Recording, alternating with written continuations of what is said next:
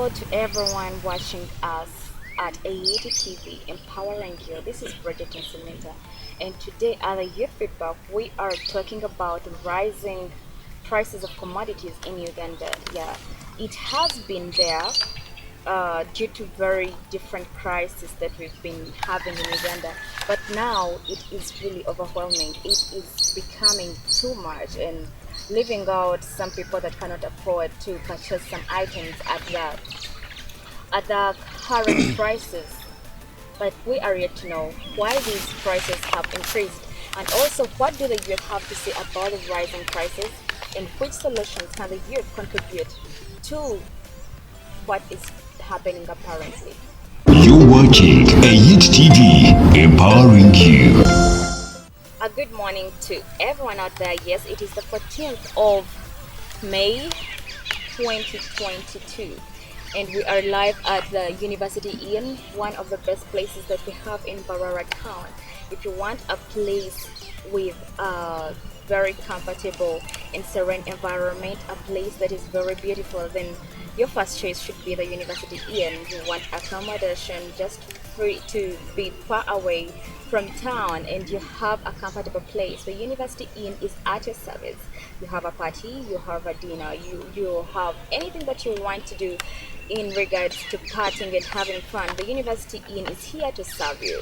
Just give it a try, and yes, you will be grateful. And today we are discussing the rising prices of commodities in Uganda. What do the youth have to say about this? Maybe starting with the one on my right. On my left, yes. Yes, Crichton. You can say hello to the viewers out there and tell them whom you are. Yes, thank you very much, Madam Bridget. You're welcome. My name is Crichton, an economist in the making from Barra University of Science and Technology. I'm humbled to be here. Thank you. You're welcome. Your Excellency Eugene. Yeah, thank you, Bridget. I'm very humbled to be here. My fellow panelists, Your Excellency, Justice from Amidst, and to our viewers. My name is Eugene Nwamanya, third year student at the University of St. Joseph, Mbarara, and at the same time I'm the guild president, and I'm very happy to be here. I wish you a nice discussion. Okay, and finally the guild president of Amidst. Well, thank you very much, Bridget. It's very much privileged to be hosted once again on this television. And to the viewers, I'm Geni Justus Kizito, a guild president of Mbarara University of Science and Technology. Thank you. Okay. So yesterday I'm with these big men. Yeah, I call them big men because hosting a guild president, it is some good thing here when we are talking about the youth feedback. And yes, still on the topic of the day, that is the rising prices of commodities in Uganda. What do we have to say? Which picture do we have in our minds about the rising prices of commodities? Maybe I can start with you. Yes, thank you very much, Madam Bridget, once again. I'm Crichton from Barra University of Science and Technology. If I may give a brief history about the rising commodity prices in Uganda, one of the economic recovery programs of the current government, which is NRM, was to maintain the price stability at a low rate, usually which is 5% per annum. We see that from 1993 up to around 2007, inflation was maintained at 5% per annum, which was among the economic recovery programs of NRM.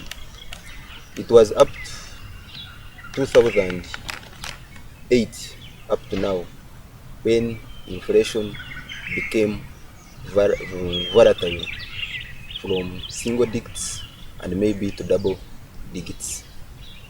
Now, according to the current situation about the rising commodity prices, the factors may be internal and some external. Among the external factors as to why the prices of commodities are on the rise, we have the high demand for fuel. We see that worldwide we have been in the lockdown, and so the world opened of recent. And due to the fact that the world opened, there is high desire for people to move from one place to another. So it means that the numbers are increasing, yet the supply for fuel is still low. So it tell me that before the lockdown there were no movements. Yes, the movements were there, but then it was easier for one to access a commodity than it is today. Because when we went into lockdown, production came to a standstill. Very few people were involved in production. So people needed to move from one area to another in order to get those production units. So it means that the demand for fuel increased, then the supply reduced. So it forced the prices to do what? The prices of fuel to increase. So it means that someone who is buying a liter of fuel and has paid about 10k for a liter of fuel, so it means he will have to shift the price to a consumer in form of high prices on commodities. Then globally we have in North America we have a country called Mexico. So in Mexico there is what we call the Gulf of Mexico. This Gulf of Mexico was hit by strong winds known as the hurricane winds. These hurricane winds destroyed a lot of the reservoirs which we used to keep fuel that can be used at a later time. So it is believed that 96% of this Gulf of Mexico was destroyed, which led to a shortage in supply of fuel. So it means that the fuel that is in among other countries, it will be hiked in order to cover the costs that people incur in getting those fuel, and in the process the prices of commodities are forced to rise. Then we have the Russia-Ukraine war. Russia and Ukraine are known as the leaders in producing wheat and cooking oil. So these two countries are in war. And this means that in these two countries there is what we call political instability. The political instability creates insecurity which scares away the potential producers or investors into these projects of wheat and cooking oil. So this creates a shortage in other countries, forcing prices of these commodities, oil, cooking oil and wheat, to go high. Of recent in Kampala, a packet of wheat went for 76k. You can imagine. Now from Kampala, it means when an investor gets a packet of wheat from Kampala at 76k, then people in Mbarara will be buying wheat at around 100k, according to the costs involved. Then when we look at the internal factors, we have according to the last year's financial budget, per liter we had a tax imposed of 1 shilling imposed on each per liter of oil. It means that producers, after paying this tax, they will need to cover up this cost by shifting the burden to consumers in form of high prices. Those are the few points I can highlight on why commodities prices are rising. Okay, thank you so much, Crichton, for sharing your thoughts. So when you talked about the reservoirs in Mexico, now this reminds me that we also have reservoirs in Uganda, especially in Ginger. We do have reservoirs for oil, but then it happens that when this time for crisis hit, I think Uganda was not prepared enough. I can say that it was not prepared, but we still have the reservoirs. So what do you think should be done maybe to keep us as a country having our own oil, apart from having to wait for Mexico, or for now that Mexico, we know that it has been hit by the winds, but then as a country, I think we need to have something in place. What do you think? Yes, we have these reservoirs. I want to reflect the fact that we have them, but then they are not enough. They are not enough. Yes. So as Ugandans, like I always emphasize the word prioritizing. We should have more reservoirs that can sustain us for some long time. We have them, but they are not enough. Yes, it means that when we use the ones that are there, we shall reach a time when we shall not have fuel. Yes. Thank you so much. And to our guild president from St. Joseph's, what do you say about the rising prices of commodities? Well, thank you, Bridget, and my fellow panelists for having said much in line with our topic today. So, this topic or this issue of prices rising is not new to we Ugandans, it's not new to the world. It came, some of the economists like him, I think they knew. And some people like him, maybe who knew what is coming, maybe they are also earning from it. Because we have people who see far, we have people who take opportunities. You may find they knew about it, but they couldn't alert us because they could see an opportunity for what? For money. Because we know countries which are happy, which are not into this crisis. Why so? Because they had better planning ahead. Because when you look at what he said, he talked about the Russia-Ukraine as one of the major causes, among the external factors. But look, I want to disagree with him, however, to a smaller extent, because we all know that before this war, which actually happened, which started at around 22nd, I think, Feb. It is in fact, and it's in black and white, that prices of commodities were already high. Prices of fuel were already high before this war. We all know it, and we cannot shame to say about it. So we, much as we cannot shy away from saying Russia-Ukraine has its effect or has played its part on this stage of increasing prices of the commodities, we also have other factors which we have here internally. I talked about opportunists. This was targeted. We have overseers, people who see for this country, people who can wear and say like, but COVID is here, look. What about after COVID, the post-COVID? What shall we do? Some countries have taken brilliant steps and they are not suffering this crisis. Why we Ugandans? We cast Uganda is not cast. We have better leaders. We have the best government if you're to go around. But then we have those opportunists. So me, I think this whole thing of prices rising, I already said it's not new.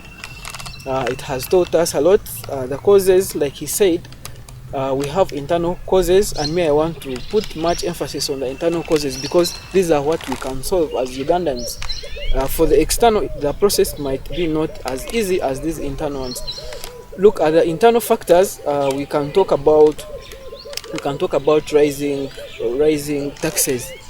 In Uganda, we have taxes which we don't even know what they do. Of recent, you could hear of data tax. What was it for? Apart from limiting communication. So now, similarly, we have taxes. We have the digital taxes, which have greatly led to the rise of prices of commodities. But people like him cannot say that. I don't know whether he's in bed with the government or he's. But my point is that we can reduce this problem by removing some of the unwanted taxes to solve the problem at hand. Because we have taxes where he talked about charging fuel, charging per liter. Right now it's no longer 1 shilling. It's I think at 30 shilling per liter. Through the digital,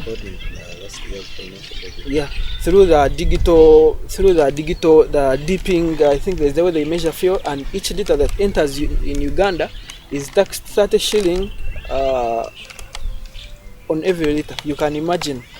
So, like he said, this burden may not be seen by we, but this 30 shilling that is taxed on every liter is later carried on to the consumer. And that's why we have seen everything going up, because it all starts from somewhere. It started from fuel, which is I think would support the transportation of all commodities and transportation of all people. We have seen the rise in soap, we have seen the rise in sugar, and it is still growing. Not until we leaders come on ground and inform our people. Not we as leaders come on to ground and implement policies, implement taxes that are user friendly to this country. Okay, thank you.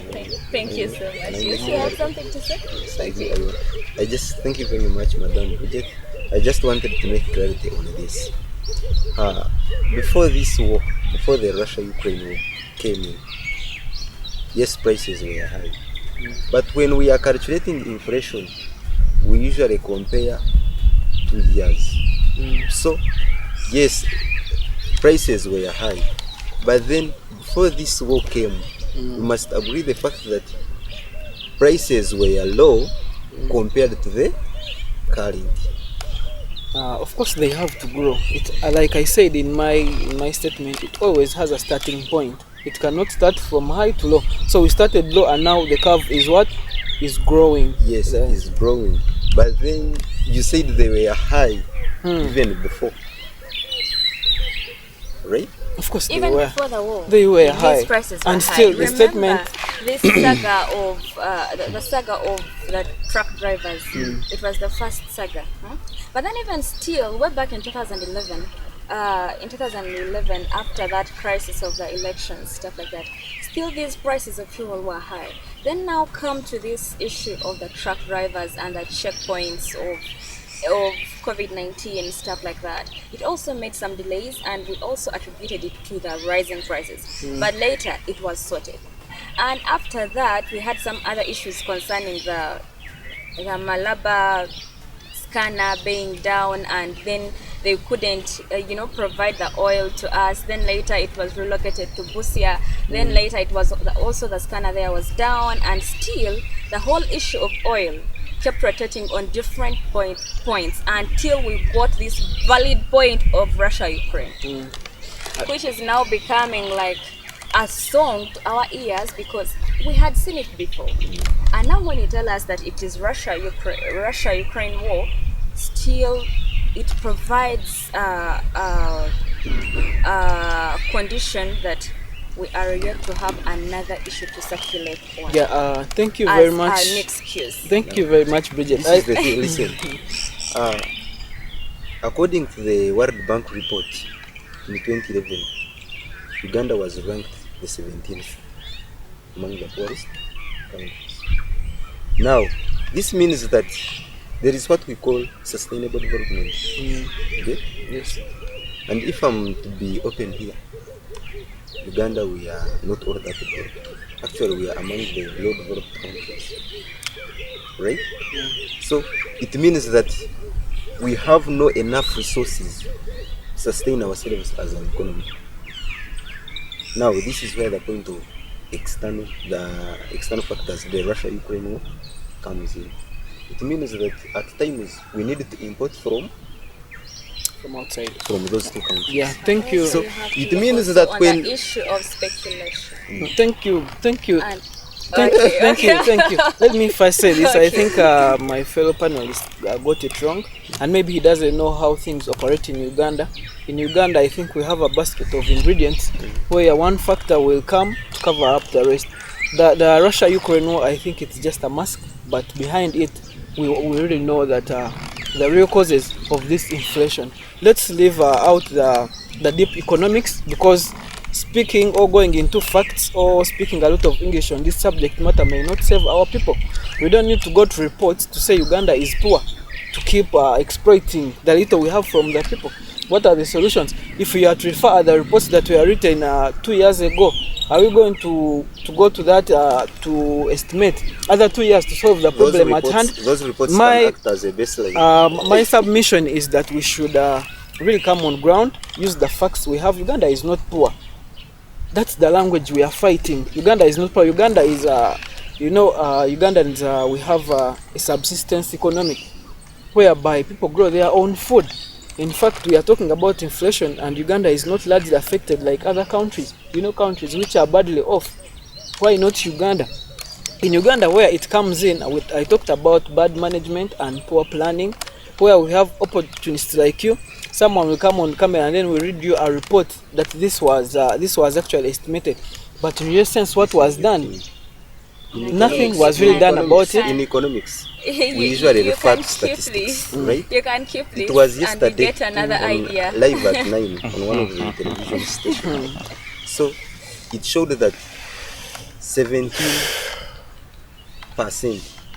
of Uganda's total population, they sleep on empty stomachs. If you happen to watch that television, actually I watched it, but what is the cause? Poor planning. That's where it all starts from. I talked about the starting point. Poor planning. And Crichton, I think let us first also get his submission about the rising prices of commodities in Uganda. Well, to start with, maybe a viewer there could be saying, I think the show is for only 3 people. To some extent, I think I was a little bit left out, but of course it's not deliberate. Anyways, to start with, without contradiction, my fellow here in his submissions I think he's contradicting himself. When you say we have one of the best governments, at the same time you come out and say we don't have planners, we have this and that. You already are contradicting yourself. You can't have the best government and then at the same time you are you're pinpointing at poor planning and so on. Anyways, that aside, to be honest, for my case, we can have all the reasons. People can give in all reasons why and that. But if I'm to be honest, I want to believe and really ascertain that the causes for the inflation apparently, it shouldn't be a surprise. It shouldn't be a surprise. The invasion of COVID-19, what we are facing right now are effects of post-COVID era. It doesn't have to do, actually, the emanation of the causes of the inflation we have in the country apparently is secondarily attributed by the things you're talking about, the internal factors and the Ukraine and something, Ukraine-Russian war. Those are just attributors. But what is the genesis? If I was given a plain paper and open book, and I only have one tick and one vote, that what is the cause of the current inflation? What would you attribute it to? I think it's the effect of COVID-19. We can all agree, you and I can really agree that by the time we were into that global lockdown, countries were shut down, production was low. Actually, production went to a standstill because by that time the demand was low. People who do economics do say demand and supply, these are related. So you can clearly say that by that time the demand was low, meaning the production was low. Now, post-COVID era, what we are in for right now is countries are in a recovery phase. When you're in a recovery phase, you're trying to get back to your feet. That yes, before I was producing maybe 1 barrel of fuel, I'm now going to produce more than 1 or to 10 and so on. I'll also maybe a little bit, of course, to a smaller extent, not agree with him. What you're trying to say, internal and external. We should look at to what larger extent is the cause? Which one is which? Is it internal or external? Both of them. Now this one says it's internal, the other one says it's external. Rather, the other one actually attributes to both of them, but it can't be 50-50. I think external is what really is attributing to this, because one thing that first of all I want to maybe share is that this is temporary. It's not permanent. Ugandans shouldn't actually panic. To me, I think it's temporary. It's something that is going to be to come back to normals, like before where we were. When you attribute it, let us look at the trends. I think that's the bottleneck of it. Let us look at the trends. Inflation didn't start yesterday. The prices didn't start hiking. We should look at the trends. Fuel prices started hiking towards the end of last year. By around, you would hear in some parts of the country whereby prices were increasing by 400 shillings in some parts of the country. So it later on escalated by around the start of this year. But then the Ukraine-Russian war just came in to escalate the process. Yes, we do agree that Ukraine is one of the leading producers of sunflower, and you know how well sunflower is so essential in the making and the consumable fuel oil. I mean cooking oil. So that's when the relationship comes in. But if you have to look at the trends, fuel first rised fast, but that was the post-COVID era, and then now the Ukraine-Russian war invasion and the war and so on is now bringing in these other commodities. How does so much rising? Because they're just attributing to it, but they're not the major causes. But to me, what I would really like attribute to the cause of the inflation that we have apparently is post-COVID era, because we have countries like Indonesia and Malaysia. These are the countries that are leading in producing palm oil, and palm oil is one of the when you look at the ingredients used to make soap, you will get that there is the element of palm oil coming in. So these countries, I think post-COVID era still has a result of post-COVID era, that now they want to go back into their drawing board, and they're like, you know what, instead of producing only crude oil to these other countries, let us add on some value to our products such that our content is a little bit having some good quality. So they reduced the production, actually the crude supply of palm oil reduced, and that's why the soap price had to rise a little bit. But all that is attributed to post-COVID. So the internal factors that you're trying to talk about, issues of taxes and so on, and another thing, by the way, there's no way you can give in as a remedy that let the government reduce taxes, or maybe let it put waivers and so on. Yes, they can do that, but at the end of it all, we are crippling also our economy directly. The government do survives by taxing these other businesses and so on. So when you talk of that, I think you are solving a problem, but at the same time you're creating more problems. Maybe what we could look at is maybe the policies and the bureaucracies of taxation. Yes, the price rate remain the same, but the modes and the time that people spend at the border and so on should be a little bit loosed for people at least to come back down to the market and sell their goods. To me, that's but what I can really say to Ugandans is the situation is temporary. It's not permanent, that it's not going to be there, and it shouldn't cause panic. And another thing, for economics, there's a relationship between when the prices are high, what happens? I think that's what we should look at. What happens? When prices are high, what does that mean? Demand goes down. When the demand goes down, what does that mean? The supply, what will happen with it?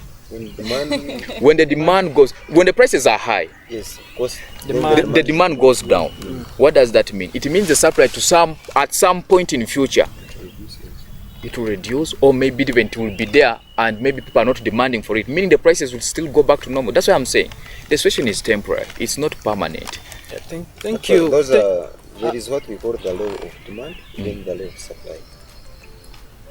You're mixing one. Well, you're going to contradict, but let me first. Wait, let me put clarity Okay. on this. With the law of demand, it says that when prices are high, then demand is low, and the reverse is true. Yeah. Then for supply, when the price is high, supply is what? High. fiscal. Yes. And then the reverse is also true. So wait, on that note, let me just pick up from there. When the price is high, it means producers will produce a lot. Yes, producers will. But they are producing a lot which is not being demanded. Are you getting the connection? They are Yes. producing a lot but which is not being demanded. It means they are going to be surplus. And when there is surplus, it means at some point in future, the price will have to We'll have to fall. will have to fall. That's why I'm saying the Yes. situation is not permanent. Yes. It's temporary. Yes. Thank you, Your Excellency. The situation is not permanent. We all say that, but our people are suffering permanently. We can see people dropping out. When someone drops out of school and gets married, that is not temporary. The situation might be temporary, but it is leading to things that can never be corrected. And it's why I get to you on the point of how we can solve this. That should be the discussion. If you have to go into economics and what, many people are going to die. We can talk about the rising prices as other factor. It contributes somewhere, but largely we can see people dropping out of schools. We can see, you talked about people sleeping on empty stomachs. What is the remedy for that? If we rely on the conversation that this is a temporary situation, it started when? It started right away in COVID. Right now, how many months after COVID? We can see it is temporary, but it keeps on escalating as long as we don't have that zeal to look at it. But then it needs to be given urgent attention. Okay, thank you so much, Your Excellency. I think we can just pick up from here after the short break. You're watching a Youth TV, empowering you. So welcome back from that short break. Yes. While in the short break, we're talking about very many things. Some people were arguing about the statistics that one of us was giving.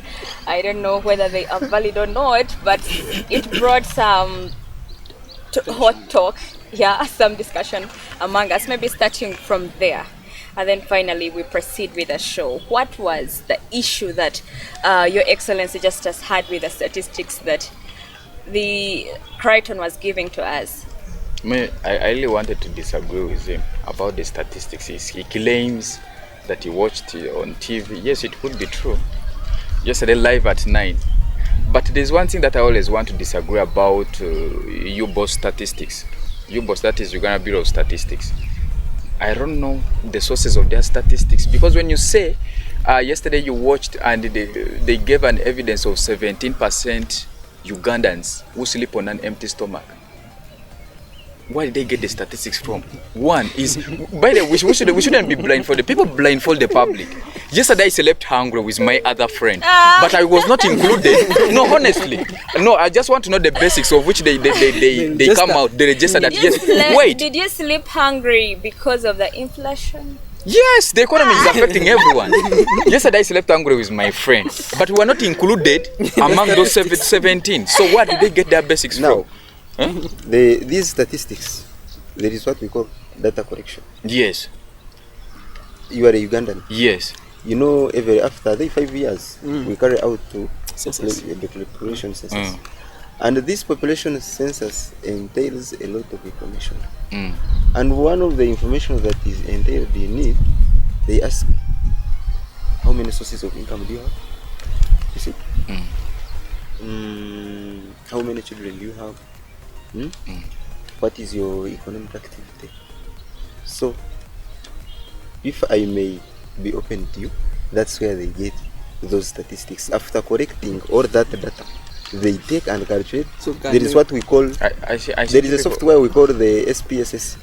That's what they use in combining those statistics. This is what His Excellency was talking about, opportunists. Who want to take advantage. You come and confuse the public, you come and speak all those complex sort of wordings, but you have no basis of making those research. These statistics may not be all that actually. Thank you. And but then these statistics can help us with policy formulators in formulating policies that can help the entire economy. If we say, but university students are rich, of course not all are rich. We the commoners, who has to get a coin. But then we have that is just like politics. It is just politics to pass. first time. Maybe I also want to yes, regards. to talk about that issue for the Ugandans that sleep on a hungry stomach. Now, this drives us back to the rising prices, even in the agriculture sector, because this is where we get our food. This is where we get our daily bread. But then when you tell me that the prices of these commodities are also rising on a daily basis, and someone claiming that it is because of the rising prices of fuel, but this is happening even in an area whereby we have the agriculture sector, we have the garden, Exactly. and also we have the market in the same area. But then still it will be a tomato at 500. Very soon it will be at 1,000. We are having an onion at 500. Very soon it will be at 1,000. When we complained about the soap, when we complained about the fuel, they told us to have alternatives. So now, what is this other person who decided not to travel by bus, who decided to sleep in darkness without any light, and now is here? He had just tried to be himself in his little hut and just feeding himself, maybe just to have a daily bread to see life moving on. But now you are also hiking the prices of these other agricultural products. What do you think about that? Well, I think let me come first before he comes in, because I know he's going to bring statistics, which will be so confusing. But to start on that, like I said at the beginning, everything has a starting point. It started with fuel which fuels almost the movement of each and everything. So we can see, like he said, that burden has been shifted from the business sector now to the consuming people. And as you talked, why should the prices of these local commodities be also increased? Like basically you talked about agriculture, and in my communication I talked about Uganda being so lucky with an economic that is based on agriculture actually. So you can look at whereby most of the agricultural products have been increased in prices. You may not see it. Like I said, we have many masks masking the unmasked. You can look at the pesticides which the farmers of growing these tomatoes and onions and other agricultural products use. That one for you may not see it, but they are also facing their consequences. You go to buy a pesticide, they will sell it to you high. So when you go to the labor, someone that is going to pay is also charging you. So you find these farmers are also facing it hard, and it is going to affect Uganda. That's why I was saying, where are we going? What is the way forward? Because we can see it started as fuel. He talked about it as being temporary, but we can see it is escalating. Everyone is now taking a stand. Funira Muwa has become Funira Muwa. That one of tomato is increasing because the pesticides have been increased. The seedlings themselves have increased because some of these seedlings are imported into the country. Even those that are within, they are also expensive because of the taxes, the relevant taxes that I talked about. However, my fellow excellence was against them. I don't know on which side is he. Is he representing the government or is representing the people of Muntu Wansi? Because there are these taxes that really don't need to be in place in such situations. Me, I believe in one statement where we say sometimes situations dictate. When situations dictate, you have to do some things that are urgent. Some of these taxes are not really necessary. You talked about the process of clearing. It's not really necessary at this time. We can forego without having someone to clear in around 4 to 5 offices before the goods are taken to the market. That's where we go wrong maybe. So giving a tax holiday, I don't mean let us give tax holidays to everyone. I mean to some of our companies. We have companies that make sugar, that make soap here in Uganda, and the prices have been high because they complain of a rise in fuel. So what happens if we give them tax holidays?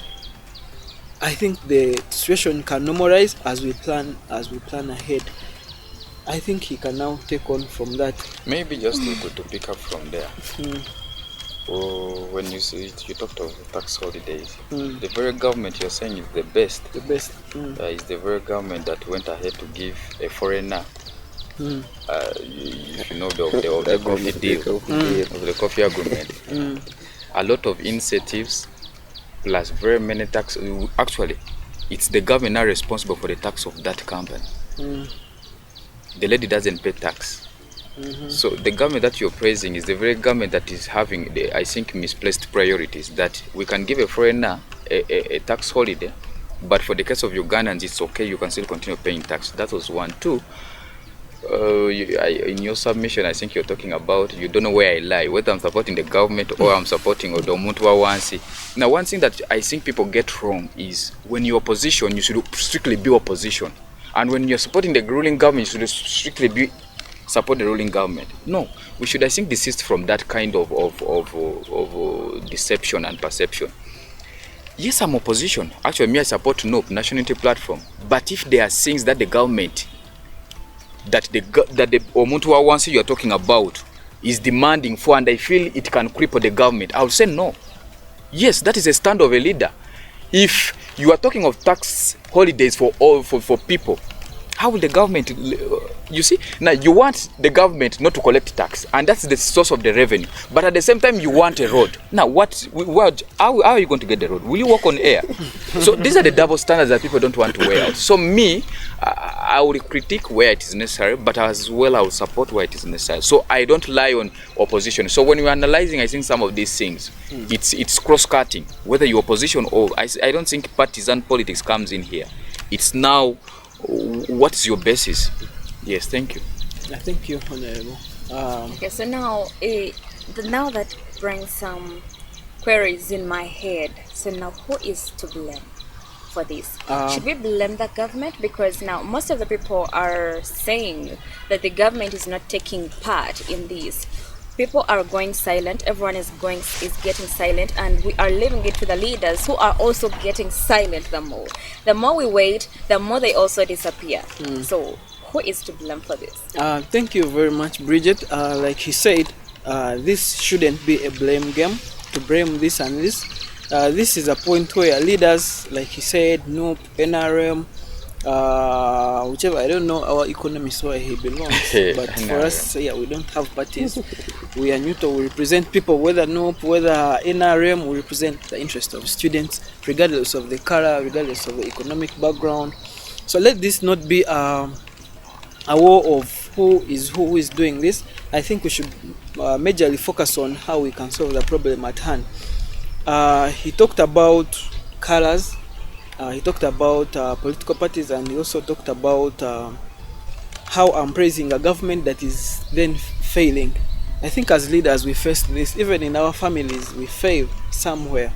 So the government I talked about opportunists. We have good people and bad people. Opportunists are these people who take advantage of the situation. And me, my stand was on we should really focus on when a situation is at hand, how can we handle it? We all know some people are badly affected. We all know that some leaders are fighting against to see how we can solve this, but then we have those who are benefiting from it. So how can we balance the both, my fellow excellency? Here is the crew. The crew is that however much good this government is, we have some bad elements. I talked about the masks. People put on masks. Last time we were talking about how some people come and play skits in front of cameras, but behind the cameras we have a different story. We talked about statistics. He said statistics are always carried about 5 years ago. I don't know even the statistic he was talking about of people who slept on empty stomach. I don't know, in the last week was also estimated or carried on 5 years ago. So we should be realistic, come on ground, we unite, no matter where you're from. Let it be NOP, NRM, let it be from MAST, BSU, University of St. Joseph, MOBS. We should come around at a round table and see how we can solve this. I think united we stand. Yeah, you are youth leaders, and I think you should be the first people that we should prioritize in this. Being the youth leaders, we know that you have a voice for the voiceless. Yes. No, I think you were trying to get submissions. Let me bring in mine. Yes. Of how to overcome the situation. One, I want to really ascertain that the government is not sleeping. The government is also trying its level best, really. But like we have said, the contributors are both internal and external. Now, the external reasons and the external factors are handled globally, internationally, and the government there, of course, it has a smaller say. You get? So when you talk over this and that, of which, by the way, you have to agree that most of the things we do just import. So some of the things are being handled internationally. That's one. So it's, of course, it may take a bureaucratic process, somehow a longer process, but then the government is also doing its best. That's one. Two, I think the government can also continue sensitizing the public. That yes, you people, you know what, the situation is temporary. What we can do for a meantime, we can spend sparingly. Or maybe, yeah, you people, you know what, this is a bad time, but maybe we can increase on subsistence farming such that we can grow crops for basically for consumption, and the excess should be sold. We should also sell. That's two. Three, I think the government can as well continue to increase on the public utilities, the roads, electricity, very many things that the government can put in place just to make sure that yes, amidst the rising prices of fuel, but even the road is okay. Because if the road is okay, even someone who wanted to charge you 2,000, 3,000 for a distance of 1,000 will look at having a smooth road and will at least charge you fairly. So I think those are the incentives that the government can put in place to at least help the public, because it's a situation that yes, we have just acknowledged that our country is a third world country, and we are not like the Bazungus. The Bazungus really foresighted, and they saw what would come ahead after post-COVID. So for us who had planners, were a little bit moderate, not of course to that extent of excellence,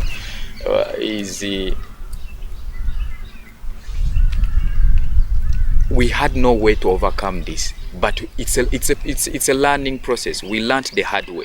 So maybe next time we shall learn that now you people, we are in a pandemic. If fuel prices have gone so low, let us fill our refineries. Maybe that's a lesson. So for me, I feel that's what can be done. But to the public, we should tighten our belts. We shouldn't just continue government to yambe. We as well, we should tighten our belts, because otherwise it's going to. But don't you think that if at all we are to just tighten our belts and keep the silence down there in our hearts where we are, we shall continue being we shall not be heard out there. We shall be disturbed by the increasing prices. That is if. Remember, we have monopolists who are just taking these things for granted. Just you see, the problem, the challenge advantage. is we are looking at the negativity bit of it, of monopolists, like he's saying, how the opportunities and so on. Don't only look at that factor. We are looking at also a situation whereby yes, the government is also trying its level best to find ourselves out of this situation. But as well as we wait for them to come, because these are things that can't be done in a fortnight. These are things that take some time. What do you do on that? Do you just keep on crying and so on?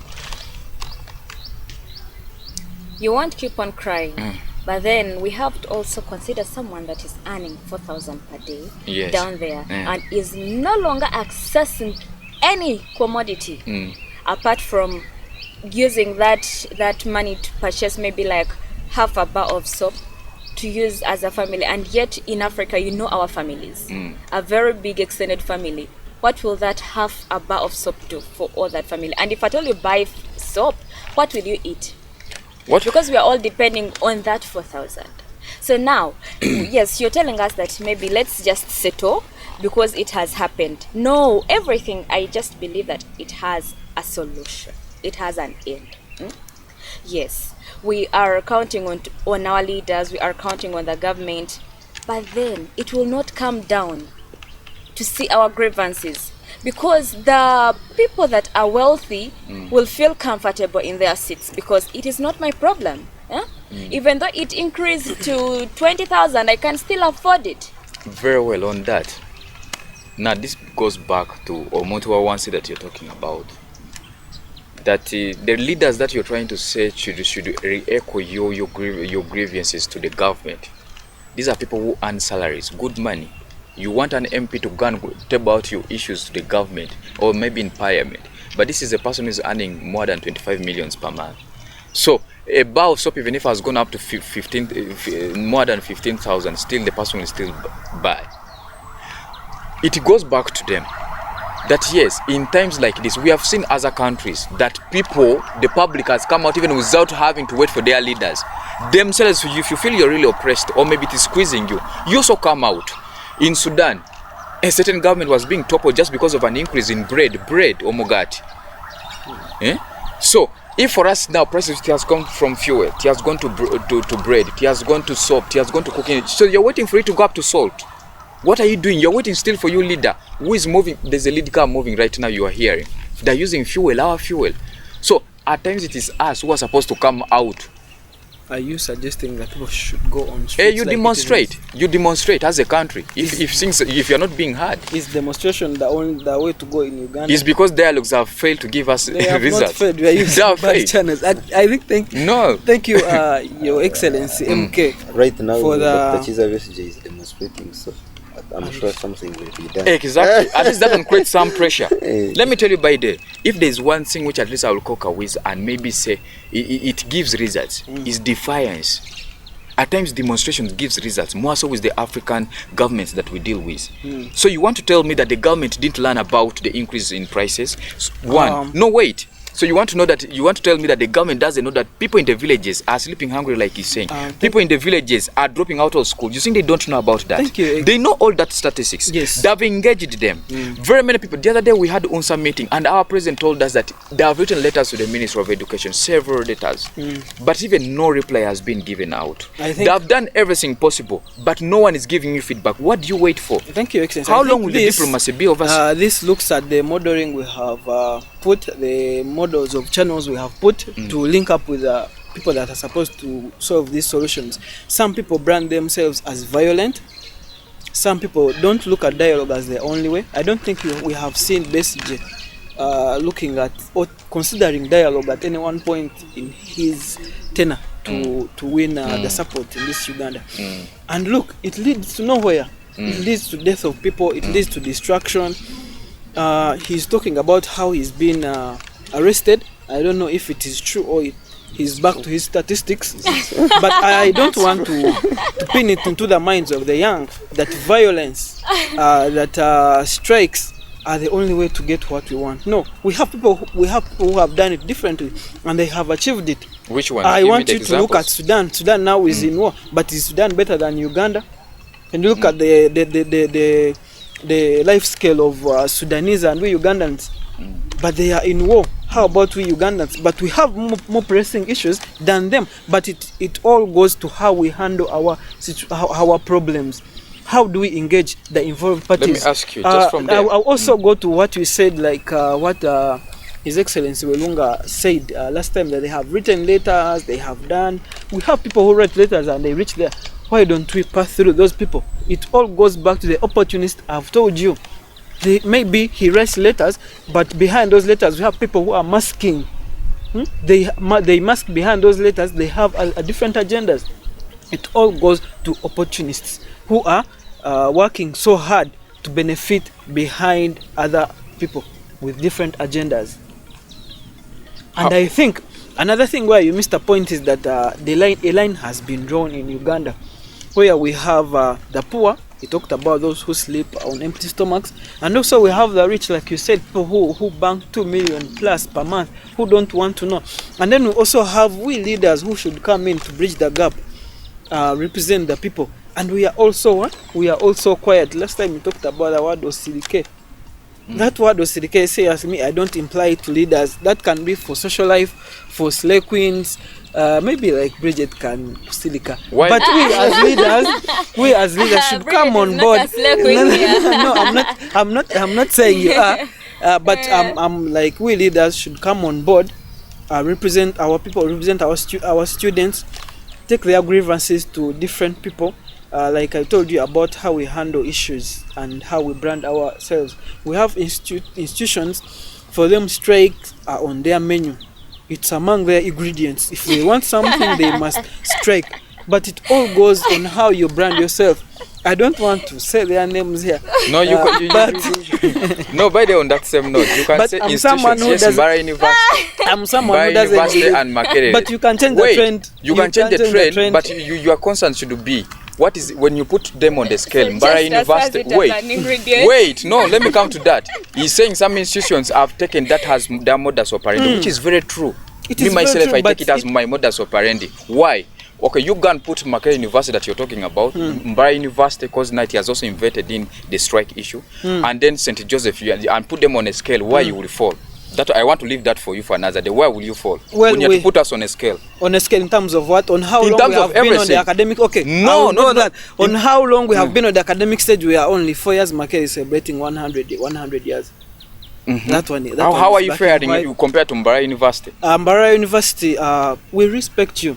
But then you're giving us a wrong picture. It's not a wrong picture, but you're trying to show that violence is the only way to go. Now let me tell you, it comes from an institution. Wait, it comes from an institution that is religious based. Now, religious based, the human resource of such institutions, they always have it in their docket, and one of the prerequisites they put is to recruit any staff in such an institution. There is that moral obligation that you have to meet. And also they make checks and balances on your background, where you come from, which is not the case with public institutions, by university and so on.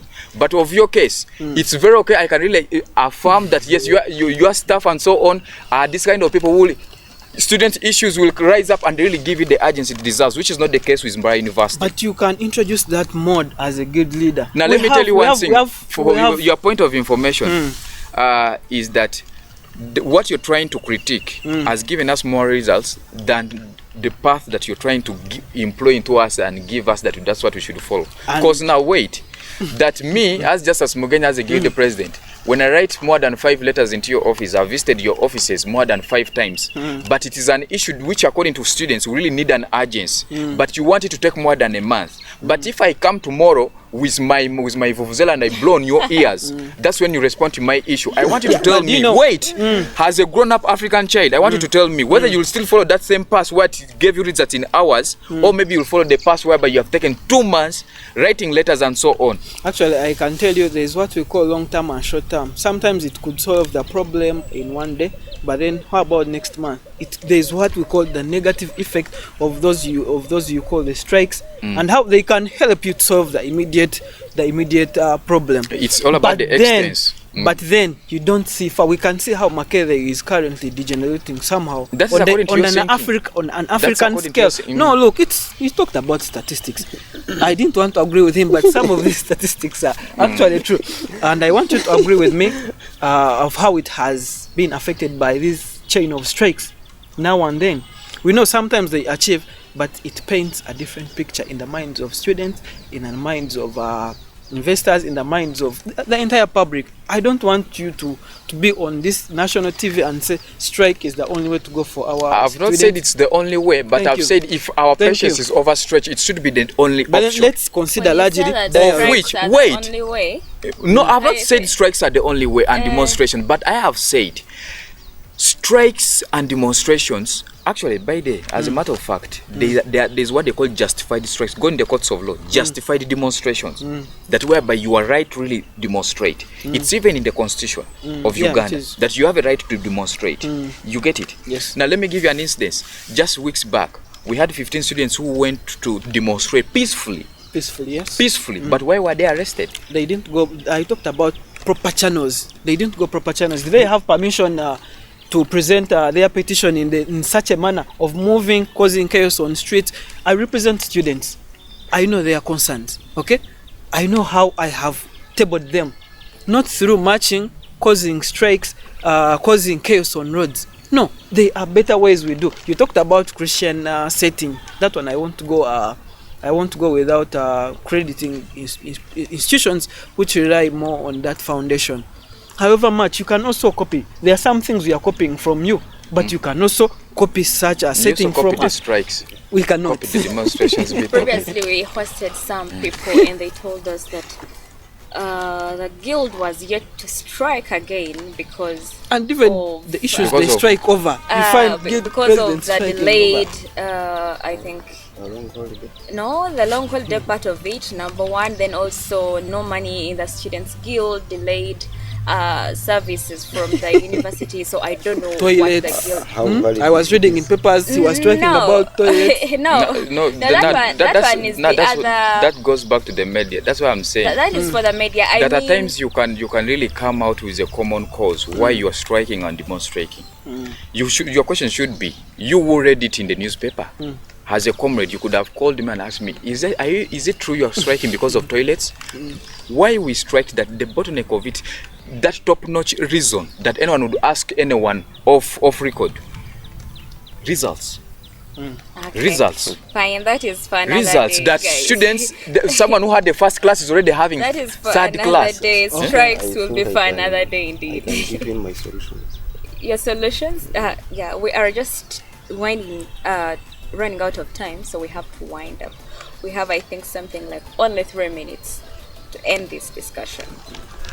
And as we end, yes, we were going off track because the main issue that had brought us here was the rising prices of commodities and strikes. We looked at strikes previously, and maybe we can push it for another time. It's very again. important. That one you call It's you call very me. important. It is very important. No, that one I really need it because I can really justify strikes. Okay, fine. So previously, we had a debate, and one of the people that submitted their own insights about the increasing prices said the 2K that we always give, that we always embrace from our different aspirants for MP positions, is the one that is leading to these rising prices of commodities. This is why they are silent, because they are just money-minded, but they are not solution-oriented. What do you think? To a very large extent, I will support that person's submission. Why?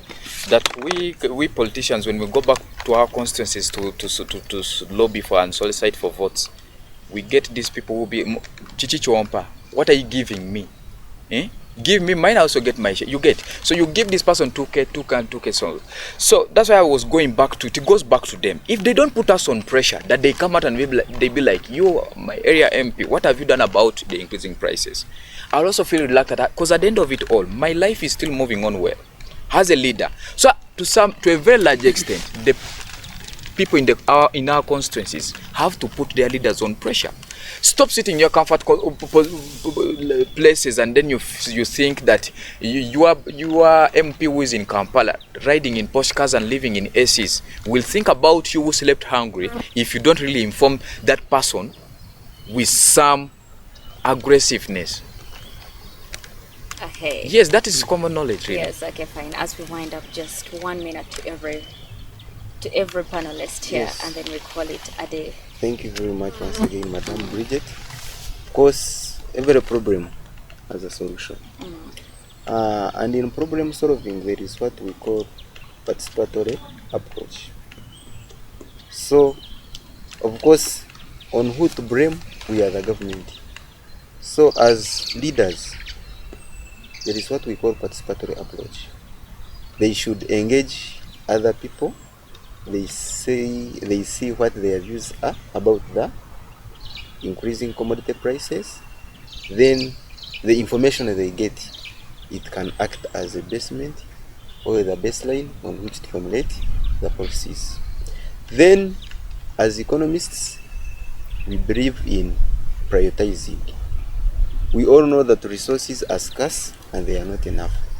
So it's up to us to make choices and arrange our commodities according to the most pressing. Then those essential commodities, we first deal with the essential commodities, then we live the luxurious way of living. That is by prioritizing. Then another thing, it is we should learn how to save. Saving. So of recent I was reading a comment from the Deputy Speaker, Right Honorable Thomas Tayo. He said that most of the Ugandans we love eating before we save.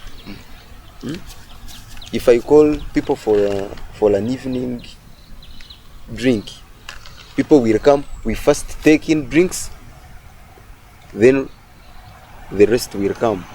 So if you call people for a dinner, at least first discuss about the saving, then after discussing about the saving, then we can eat. Okay. Yeah, thank you, Bridget. Thank you, Your Excellency, and my fellow economist. I'll add on statistics. I don't know how I phrase it. Mr. Statistics. Statistics. So I want to thank viewers for loving ATV. I want to thank the management for always giving us a chance to talk to the youth and the entire public about issues pressing them. In conclusion, we have all agreed this is not a permanent situation. It can be solved. What should be done is each person playing his or her part. Leaders, you talked about how leaders come up, buy votes, blah blah, but that's all politicking, and I think it comes to an end as long as you're in office. You should feel what your people are going through. We should all come together. He talked about unity, leaving parties, colors, sizes, classes out of this. This is a situation that requires all. And I also want to thank all institutions around Barara for the unity. I think it has been the first of its kind. You find a good president from University of St. Joseph, Amidst, BSU, MOOBS. There is that strong brotherhood, and I pray it continues. You never know. In the end, we as student leaders from this region, we might also have some space on that national cake. About the situation at hand, he talked about saving. Yes, we can save. However much the situation doesn't allow us to save, because the little we have must be spent so that we don't spend. You can save. We don't spend a night with empty stomachs. So I want to call upon each and everyone to work hard. I want to call upon the government to take this matter seriously. I want to tell our MPs, however much some of you bother votes, but someone can take your money, but he loves you. He loves you and he feels you can represent him or her. Let's go and make policies that fully look at every person. Let's leave the lines of the rich and what. This can end. It can end, and we shall then the situation shall normalize. Thank you so much. Okay. Thank you very much, Youth TV. Maybe before I make my final conclusions, from my economist, he was citing one of the quotes that I think so I also saw it, but like people are matured. I think we should try to scrutinize between the practical bit of it, the reality, and then the fiction bit of it. Now the fiction bit of it is what is in that quote. Now the reality bit of it is the reason that's why the deputy speaker can say that is because he's in that position of his, has speaker, deputy speaker and so on, and because he has all the money and so on. But the reality bit of it is there's no way I can get 10,000 right now. Actually, I'm even hungry right now. I can get 10,000 right now. And then you tell me to save 8,000, then I eat 2. No, it's not the case. I will first eat and make you people the stomach. There's no way I can start reasoning that I should even save if my stomach is hungry. No. True. So that's that norm of weight. I'm finishing. I think it's not realistic. It's not. He's just saying it because by the people always make such quotes. The reason that's why actually his quote is making sense to you is because he's a deputy speaker. So another one from around the streets that if he said that it would not make sense to you. So wait, let me finish up. Anyway, to the viewers, I only have 2 things to put across, and in my conclusion, one is we should brace ourselves for this situation, and if it is possible, we should spend sparingly. If you can live without something, don't spend on it, because at the end of it all, it goes back to you. The government will not come and give you money and say spend this and that. No, we should tighten our belts. That's 1. 2, and lastly is put us on pressure. Put your leaders on pressure. That deception of putting yourselves in the comfort zones and thinking that your leaders will come out to go and fight for you vigorously, it's not going to work out for as long as you don't come out. So me, what I can surely tell the public is, at times you should join hands and really, if possible, of course, you visit these offices that you feel are responsible for the situations that you are in.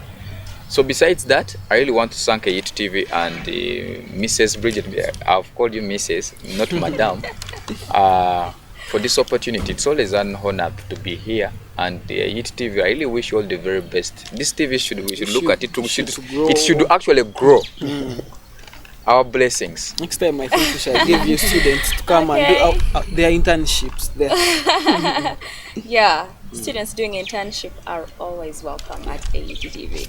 I can't thank enough the management of AETTV. I can't thank enough my producer Henry Kabuga, the man behind the camera. Thank you so much. I love you so much. Thank you so much. And then to the people that came in through today, my panelists, thank you so much for coming into AETTV, and you are always welcome. Why are producers not always seen? Why? I think to some you can invent this, that towards the end of the show, a producer just comes and passes by behind. Never mulava than this the producer. Due to public demand, because we have always had producer.